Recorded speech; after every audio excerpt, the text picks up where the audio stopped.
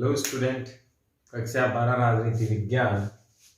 हम पढ़ रहे थे गठबंधन की राजनीति के लाभ, क्या क्या बेनिफिट्स हैं इस साझा सरकार के, गठबंधन सरकार के। गठबंधन सरकार के लाभ की बात करें तो ये विशेषताओं से जुड़े हुए लाभ ही हैं, लेकिन विशेषताओं के अलावा लाभ का सवाल भी आ सकता है कि गठबंधन की राजनीति से जो प्रॉफिट है सरकार को तो है ही है, प्लस देश को क्या प्रॉफिट होने वाले हैं, आम जनता को क्या प्रॉफिट होने वाले हैं, वो चीज इसमें डिटेल से बताई गई है। पहला है शासक की निरंकुशता पर रोक। अब इसका फायदा हम देखते हैं। हम जानते हैं कि मोदी जी 270 प्लस हैं, 272 सीटें चाहिए, 303 सीटें वर्तमान में मोदी जी के पास खुद की ही है। गठबंधन क्या है, अलग से है। अब यहां पर जब ये आंकड़ा बहुत आसानी से किसी को प्राप्त हो जाता है तो वह व्यक्ति खुलकर निर्णय ले सकता है। इसका मतलब ये हुआ कि सरकार गिरने का प्रेशर उनके माइंड में नहीं है। अब ऐसे में जो निर्णय होंगे वो निसंकोच होंगे, दबाव रहित होंगे, कुल मिला के जैसा चाहे वो कर सकते हैं, कोई बिल को रोकने वाला नहीं होगा। अगर हम राज्यसभा की तरफ जाएं तो बहुत आसानी से वहां भी स्थिति बहुत अच्छी है, राष्ट्रपति महोदय की भी स्थिति बहुत अच्छी है। अगर इसका अपोजिशन देखें, केवल लोकसभा की तरफ ही जाएं तो यहां से अध्यादेश भी जारी हो सकते हैं, और अध्यादेश विपक्ष के सामने लाने नहीं होते, राष्ट्रपति के साइन होते हैं, समीक्षा होती है और डायरेक्ट पास। अब अभी जैसे कृषि बिल की बात करें, कृषि बिल याद रखना अपने सिलेबस में ये कहीं ना कहीं है, और कृषि बिल से संबंधित है BKU, वैश्वीकरण वाले चैप्टर से ये संबंधित है। बहुत इंपॉर्टेंट चीज है। इसको थोड़ा सा साइड में करके एक एग्जांपल ले रहा हूं मैं। ये एग्जांपल है वैश्वीकरण, ग्लोबलाइजेशन चैप्टर का। अभी जो कृषक आंदोलन हो रहा है, किसान आंदोलन हो रहा है, उसका मेन एजेंडा कृषक बिल ही है, किसान बिल ही है। मोदी गवर्नमेंट अध्यादेश लेकर आती है, और BKU ये किसान संगठन है जिसका नाम है भारतीय किसान यूनियन। इस भारतीय किसान यूनियन ने क्या किया कि अपना एक संगठन बनाया, जो संगठन पंजाब, हरियाणा और पश्चिमी उत्तर प्रदेश के किसानों का है, पश्चिमी यूपी के किसानों का है। अब आप यहां से बहुत अच्छे से समझना, आपने इस आंदोलन में जो किसान देखे वो यहीं से ही हैं, पंजाब के सारे हैं, हरियाणा का बहुत बड़ा भाग है, और पश्चिमी यूपी के भी किसान यहां पर आ रहे हैं। अब बहुत सारे लोग सवाल उठा रहे हैं कि क्या भारत में 2.5 राज्य ही है क्या, थोड़ा सा यूपी बाकी दो, बाकी किसान क्यों आंदोलन नहीं कर रहे? क्योंकि ये आंदोलन किसके नेतृत्व में हो रहा है? BKU, भारतीय किसान यूनियन। जो बद्री प्रसाद हैं टिकैत साहब, इनके पूर्वज थे महेंद्र सिंह टिकैत, महेंद्र सिंह टिकैत, ये यहाँ के लीडर थे। और BKU को स्टेबल करने का, या यूं कहे भारतीय किसान यूनियन को बनाने का श्रेय इन्हीं को ही जाता है। इन्होंने ग्लोबलाइजेशन के विरुद्ध अपने बातें रखी थी, वो मुद्दे मैं यहाँ डिस्कस नहीं करूंगा। सिर्फ अपने को ये देखना है कि BKU एक किसानों से संबंधित संगठन है, जिसके अध्यक्ष कौन थे? महेंद्र सिंह टिकैत, और अंतरराष्ट्रीय व्यापार से सीधा कृषि को जोड़ने का इनका विरोध था कि भारतीय किसान इतने मजबूत नहीं है कि अंतरराष्ट्रीय जो आंधी आएगी, या यूं कहे बहुराष्ट्रीय कंपनियां हैं, उनका मुकाबला हम सीधे अभी नहीं करने में सक्षम हैं। इसीलिए महेंद्र सिंह टिकैत ने ग्लोबलाइजेशन का विरोध किया था, और बाद में ये विरोध चलता ही रहा। दूसरा, केवल यहाँ के किसान ही क्यों आ रहे हैं इस बिल में? क्योंकि पंजाब, हरियाणा और पश्चिमी उत्तर प्रदेश से ही जुड़ा हुआ संगठन है। बाकी राज्यों के किसान बाहरी सपोर्ट तो हो सकता है, लेकिन इसमें शामिल नहीं है, इस संगठन से जुड़े हुए नहीं हैं, इसीलिए ज्यादातर किसान यहीं से आपको नजर आ रहे हैं। तीसरी चीज, अब इस बिल को लाने के लिए मोदी जी ने अध्यादेश जारी किया। कुल मिला के बात यह कि चर्चा नहीं हुई, और ये इसी बात का उदाहरण है कि शासक की निरंकुशता कहीं ना कहीं नजर आती है। माना गवर्नमेंट ने अच्छा किया, इसमें भी कोई डाउट नहीं है कि किसान को इससे फायदा भी होगा, नुकसान होगा, हो सकता है नुकसान के फैक्टर ज्यादा अच्छे से किसान समझ रहा हो, लेकिन मुझे नहीं लगता कि जब किसी भी बिल पर कोई सरकार हर हाल में बात करने को तैयार हो तो बिल्कुल निरस्त करने की मांग करना जायज नहीं है। सरकार ने यहां तक कह दिया कि एक एक बिंदु पर हम बात कर सकते हैं, अगर आपकी बात जायज होगी तो हम पॉइंट वाइज संशोधन के लिए तैयार हैं। कोई भी बिल 100% सही नहीं होता, कोई भी बिल 100% गलत नहीं होता। सरकार भी अपनी जगह ठीक है, किसान भी अपनी जगह ठीक है, लेकिन हर समस्या का समाधान बातचीत है। किसानों को बातचीत के टेबल पे आना चाहिए। यहां निरंकुशता का प्रतीक ये हुआ कि सरकार ने बिना चर्चा किए ही सीधा बिल किसानों पर थोप दिया। अब सरकार का पॉइंट ऑफ व्यू क्या है वो एक अलग चीज है। किसान विपक्ष में हो सकते थे, विपक्षी पार्टियों की राय लेनी चाहिए थी, किसान संगठनों को बुलाना चाहिए था, और जिसके लिए बिल ला रहे उसे ही बिल पसंद नहीं है तो फिर किस काम का। हम जानते हैं आजाद भारत में 70% से ज्यादा किसान खेत थे। आज भी देखें तो 50% से ज्यादा जीडीपी हमारी किसानों पर आधारित है। कोरोना के समय एकमात्र सेक्टर ऐसा हमारा रहा जिसने हमें आगे बढ़ाया, बाकी सब सेक्टर पीछे हो गए, वो था कृषि। तो जिन किसानों के लिए बिल ला रहे हैं वो ही खुश नहीं है, तो इसमें संशोधन बेहद जरूरी होना चाहिए। लेकिन हम पढ़ रहे हैं गठबंधन की राजनीति के लाभ। शासन निरंकुश नहीं होता। अगर गठबंधन होता, अगर ये सरकार पूर्ण बहुमत की ना होकर गठबंधन की होती, यहां गठबंधन दो तरीके के, बहुत ध्यान से समझना, और 272 होते हुए भी, 303 सीटें होते हुए भी, 272 चाहिए, 303 है, इसके बावजूद मोदी जी ने किसकी सरकार बनाई है? एनडीए की सरकार बनाई है, राष्ट्रीय जनतांत्रिक गठबंधन, जिसका पूरा नाम है नेशनल डेमोक्रेटिक अलायंस। इसका मतलब ये कतई नहीं है कि मोदी जी प्रेशर में आने वाले हैं, क्योंकि प्रेशर में कब आते? जब 272 से नीचे बीजेपी की सीटें होती तो मोदी जी को जैसा चाहते वैसा ही करना पड़ता, जैसे मनमोहन सिंह जी के कार्यकाल में ममता जी ने किया। तो आपको ये ध्यान होना चाहिए कि जब जब गठबंधन की सरकारें आई हैं, निरंकुश फैसले कभी नहीं हुए, और मोदी जी आश्चर्यचकित फैसले करने वालों के लिए जाने जाते हैं। अचानक रात को 8 बजे प्रकट हुए, नोट बंद कर दिए और कृषि कानून ले आए, अध्यादेश जारी करवाया जम्मू कश्मीर पर। तो ये सारे चौंकाने वाले फैसले इन्होंने किए। सर्जिकल स्ट्राइक का फैसला लिया। क्या गठबंधन की सरकार ऐसा फैसला ले सकती थी? कभी नहीं ले सकती थी, क्योंकि उनके सहयोगी इसमें साथ नहीं देते हैं। तो बहुत मंथन के बाद फैसले होते हैं, वो हितकारी भी हो सकते हैं, और कई बार हम ऐसे भी देखते हैं कि सिर्फ कागजी सरकार बनकर रह जाती है, किसी प्रकार का कोई कार्य संभव नहीं हो पाता। तो गठबंधन का सबसे बड़ा लाभ क्या है कि जो अचानक तीव्र गति से जो फैसले होते हैं निरंकुशता के कारण, वो संभव नहीं होते। सरकार को बातचीत के टेबल पर आना ही पड़ता है, इसीलिए सरकार मनमाफिक नियम आसानी से नहीं बना सकती, जिससे सरकार की निरंकुशता पर क्या लगता है? रोक लगता है। दूसरा, अधिक योग्य लोगों का लाभ, ये भी बहुत अच्छी चीज है। फॉर एग्जाम्पल, केवल बीजेपी की सरकार ही यदि आए तो कुछ लोग बीजेपी में विद्वान है, नो डाउट, इसमें कहीं कोई प्रॉब्लम नहीं है। कुछ लोग बहुत इंटेलिजेंट है बीजेपी में, देश का नेतृत्व बहुत अच्छे से कर लेते हैं। लेकिन इसका सेकंड पक्ष अगर हम देखें, अगर यही सरकार किसकी होती? गठबंधन की होती, तो गठबंधन की सरकार में बहुत से दल होते हैं शामिल। दल क्या होते हैं? ज्यादा, और ज्यादा दल होने के कारण ये सारे मिलेंगे तो इनके कुछ कुछ लोग, यहां तो केवल कुछ ही लोग हैं, यहां बहुत सारे, यानी कि हर दल के लीडर होंगे, और उन लीडरों का ज्ञान भी हमारे देश के काम आएगा। फॉर एग्जाम्पल, अटल बिहारी वाजपेयी ने 21 दलों की सरकार को चलाया था।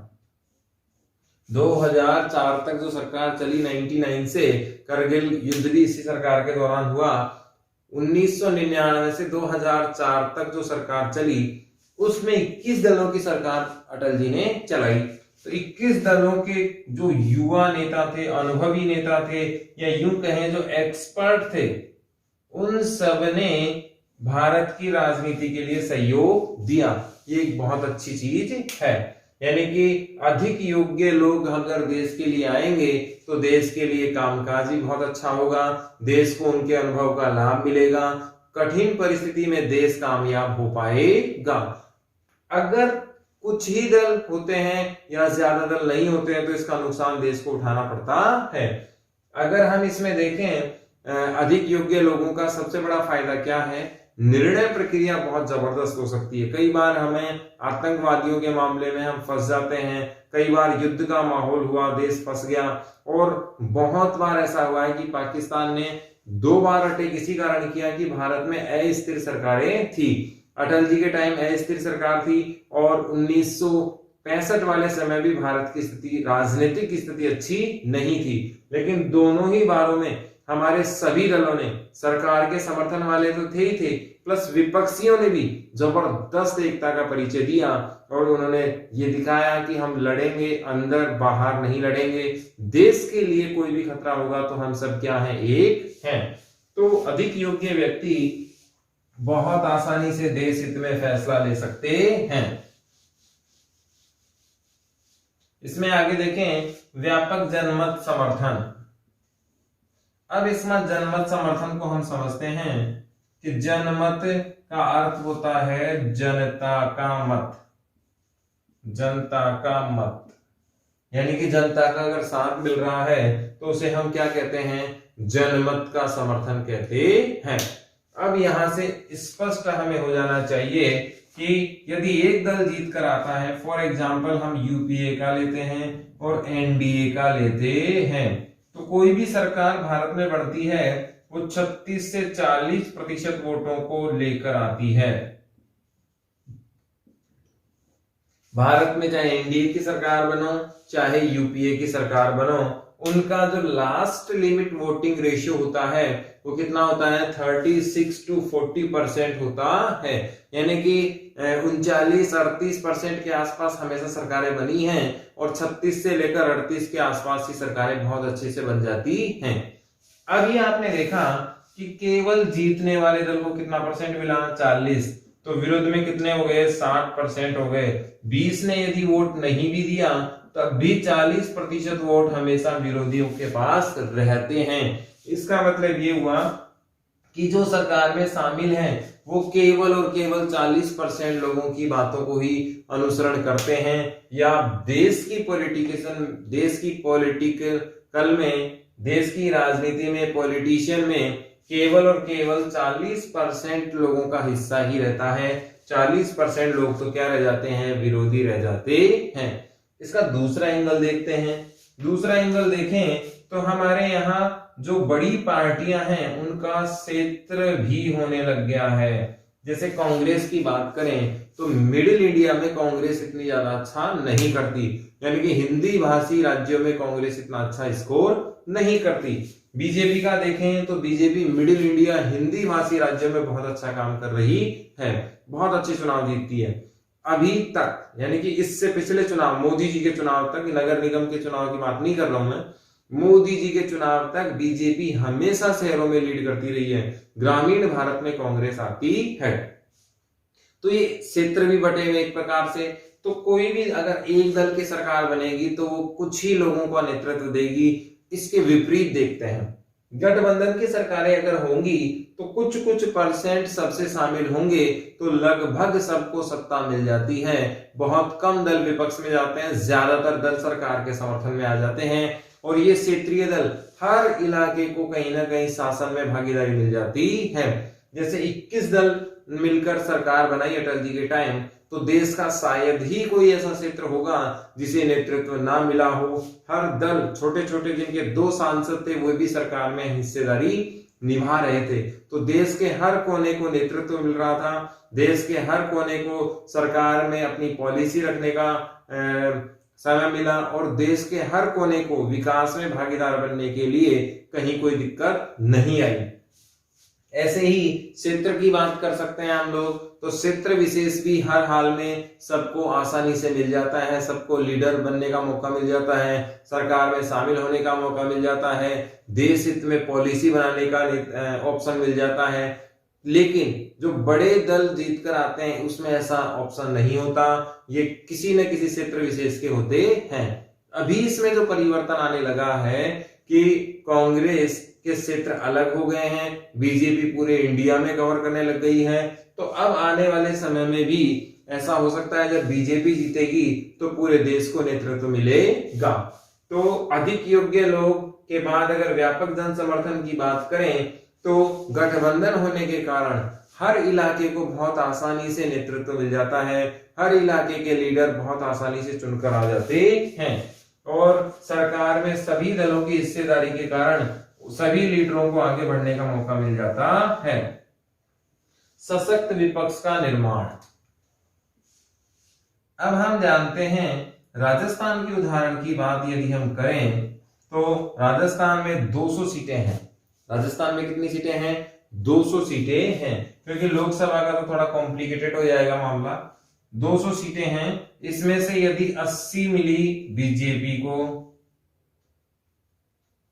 80 सीटें मिले बीजेपी को और 81 सीटें मिले कांग्रेस को, गहलोत साहब को, और जो बची हुई हैं उनमें से 10, 5, 6, 7 ऐसे करके सारी बट गई सीटें। लगभग 35 सीटों का जो आंकड़ा है वो क्या है, डिस्ट्रीब्यूशन में चला गया।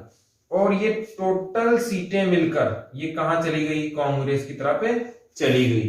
अब यहां बहुत अच्छा एग्जांपल बनता है, बीजेपी कांग्रेस के बहुत करीब है, बहुत कंपटीशन में है, लेकिन सरकार किसने बनाई?